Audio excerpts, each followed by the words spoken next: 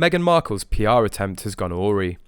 Royal expert Juliet Ryden has slammed Meghan Markle's outlandish claims that the British media used a racial slur against her son Archie and daughter Lilibet. She hits against the British media all the time.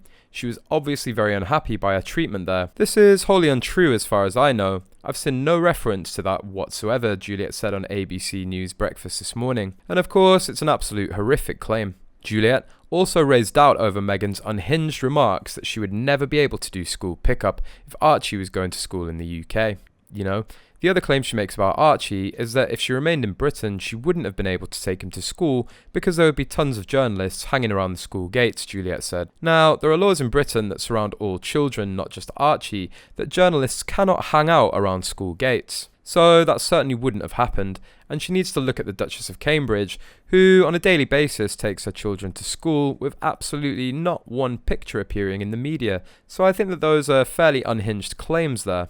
UK and Australian media are confident that no UK media outlet used the N-word to refer to the child. Further, quick online research suggests that the N-word seems to be an American usage, abstract from Journal of the Early Republic African American Registry article. Meghan is basically an idiot and is referring to someone saying that they had a niggling doubt and she thinks that's the N-word, when it means nothing of the sort. It means a small annoyance.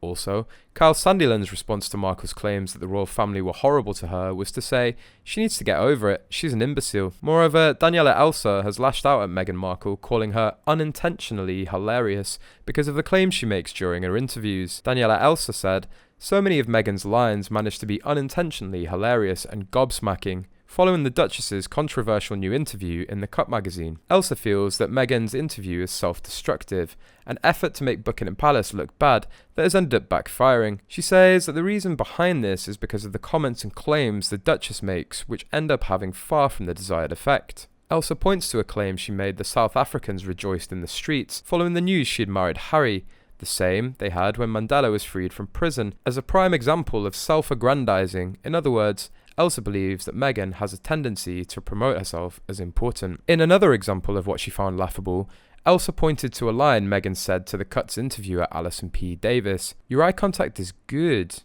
You're like looking into my soul." Another point Meghan makes that Elsa lists in the hilarious and gobsmacking category is one made in the Cut interview where she discusses her role model status in the lives of small girls. In it, Meghan makes the statement, "There are little girls that I meet and they're just like, oh my god, it's a real life princess." Meghan said during the interview that this awareness of how people, in this case youngsters, see her is important and influences the way she behaves. "It's important to be thoughtful about it," she said, adding that she'd been aware of it even with the Oprah interview.